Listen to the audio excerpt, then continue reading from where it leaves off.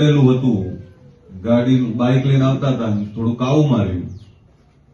એટલે કાવા મારવામાં કોઈ છોકરાને ઉભો રાખીને મારવો અને તિલક કેમ કર્યું છે એમ કરીને મારવો, મને એવું લાગે છે કે આ લોકો બેફામ બન્યા છે. અહીંયા હમણાં જ સાધુ સમાજના પરિવાર સાથે પણ એ લોકોએ કરેલું મને ખબર છે. પણ નાના સમાજો હોય તો નાના સમાજો બિયાય. તમે જથ્થાવાળા સમાજ છો, મોટો સમાજ છે, તેમ છતાં તમને ડર લાગે તો તમને ઘણી વાર એવું થાય કે એમણે કેમ પાછા પડ્યા. તો એક ઘર હોય, નાના સમાજો તો બિચારા શું કરે, રાત વરે કામે જવાનું હોય, ફેક્ટરીઓ છે, રાત્રે અંધારા આવતા હોય અને ક્યાંક કઈ અજુગતું બની જાય તો દરેકને ડર લાગે. મારું અહીંયા કારણ એ છે કે છેલ્લા 6 મહિનાથી હું જોઉં છું તો કે બેફામ બન્યા છે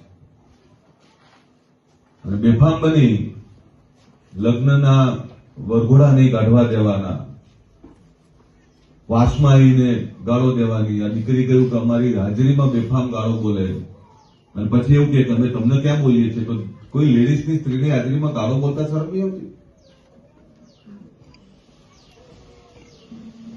બીજું, અંદર અંદર વાત ના કરતા. તમને કહેવા આવ્યો છું કે ગુજરાતમાં કોઈ એવો ચમરબંધી નથી, કોઈ એવો દાદા નથી કે ગરીબ સામાન્ય લોકોને ડરાઈ શકે. અને હું જયારે કહેતો હોઉં કે ગુજરાત ક્ષત્રિય ઠાકોર છે ના, ક્ષત્રિય એટલે રક્ષયથી ક્ષત્રિય, બીજાનું રક્ષણ કરે. જયારે બીજાના રક્ષણની વાત કરતો હોય એના પરિવારમાં કોઈ હાથ નાખવાની હિંમત કરે તો એ હાથ તોડતા મને આવડે છે. હું એ જ અલ્પેશ ઠાકોર છું, એક કહેવા આવ્યો છું, એ આજે કહેવા આવ્યો છું કે વાળી લેજો તમારા યુવાનોને, એ વાળી લેજો તમારા વડીલોને. મારી એક પણ મા બેન દીકરીનો પાલો અભડાવવાનો પ્રયત્ન કર્યો, એની હાજરીમાં ઊંચા અવાજે બોલવાની હિંમત કરી તો હાથ તોડતા વાર નહીં થાય.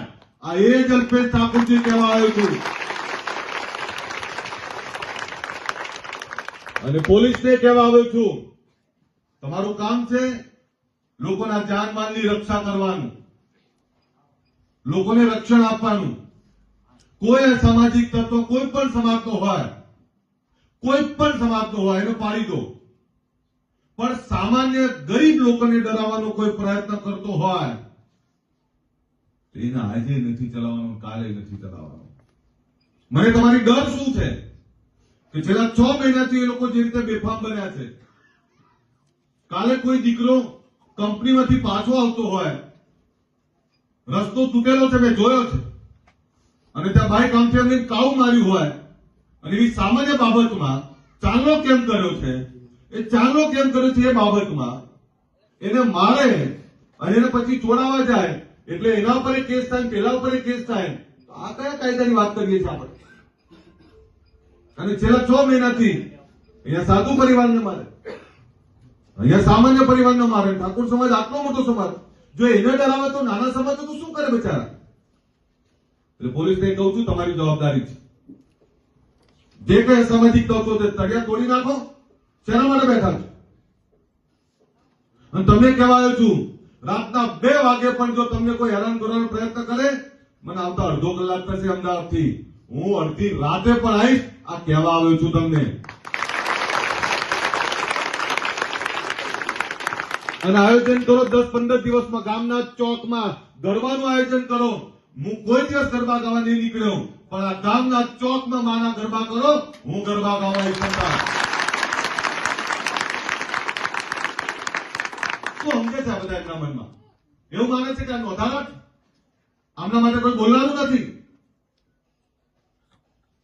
થોડા ઢીલા શું પડે એટલે મગતરાવ આંખો બતાવે મારા લોકોને. એમને કહેજો અમારે કોઈ એવા લાંબા ઝઘડાઓ નથી કરવા, કોઈની જોડે બગાડવું નથી. પણ ગરીબ સામાન્ય લોકોને ડરાવશો તો તમે પણ સીધા નહીં રહી શકો, સીધા નહીં ચાલી શકો. આ સમજી લેજો. બહુ લાંબુ નથી કહેવું. ક્યાંય કહેતો તું કહેતી હતી સામાન્ય બાબતો બહેનો બધાને કહું છું, કોઈ બીજી માથાકૂટો ના પડો, શાંતિથી મુક્તપણે જીવો. તમને હવે પછી કોઈ હેરાન કરે તો હું છું ને એ છે, ચિંતા ના કરો બસ. પણ આપણે કારણ વગરના ઝઘડા કોઈના ના થવા જોઈએ. તમારી પણ ફરિયાદો ના આવી જોઈએ. તમે પણ ક્યાંય અવિવેક, ક્યાંય કોઈ ખોટો વ્યવહાર ના કરવા જોઈએ. તમે પણ કોઈની જોડે ખોટી વાત ના કરવા જોઈએ. જયારે હું કહેતો હોઉં કે તમને કોઈ ખોટું હેરાન ના કરે તો તમે પણ કોઈને ખોટું હેરાન ના કરવા જોઈએ. આ કહેવા આવ્યું છું. બીજું એ કહેવા આવ્યું છું, નાના મોટા નશાખોરીમાં છોકરાઓ હોય ને તે બહાર કાઢી લેજો. અને આ જંજ્યા મોટા મોટા કરો છો ને, જંજ્યા નાના કરી નાખો. ભાઈ ઉપર 2 મિનિટ. આ મોટા મોટા જે વાળ છે ને તમારા, જે વાળ કપાઈ નાખો, હારા નહીં લાગતા. અને વ્યસનો કોઈ ના કરવા જોઈએ. હું આટલી બધી વાત કરવા આવ્યો છું, પાછળ મસાલો મચડે છે આગળ વાત. બંધ કરો આ બધું. આ સારી વાત નથી. તમારે એવું સક્ષમ તો બનવું પડશે ને ભાઈ. નશામાંથી બહાર નીકળો, વ્યસનોમાંથી બહાર નીકળો, એક રહો અને એવું વ્યક્તિત્વ બનાવો કે બધા તમને સ્વીકારે, તમે એમને સ્વીકારો.